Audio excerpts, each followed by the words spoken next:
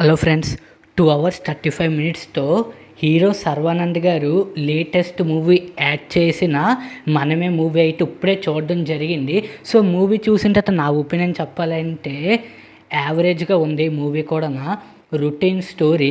Complete వీడియోలోకి వెళ్ళే ముందు ఇప్పుడే కానీ మన ఛానల్ మీ ఫస్ట్ టైం విజిట్ చేసినట్టయితే please like, share and subscribe to my YouTube channel. Let's back to our actual content. ఒక చిన్నపిల్లడు ఉన్నాడు కదండి, వాళ్ళ తండ్రి అయితే చనిపోతాడు. సో దాని తర్వాత సర్వానంద్ గారు ఎలాగైతే ఆ చిన్న బాబుని పెంచారో దాని తర్వాత ఏం జరిగింది అనేదే మిగతా స్టోరీ. కొన్ని సీన్స్ అనేవి అయితే కొన్ని ఎమోషనల్ సీన్స్ అయితే ఉన్నాయి. దానికి ఏదో కొంచెం మనం అయితే కనెక్ట్ అవుతాం. మ్యూజిక్ కూడా నాకు ఏం అనిపించలేదు, అలాగే డైలాగ్స్ కూడా నాకు ఏం అనిపించలేదు.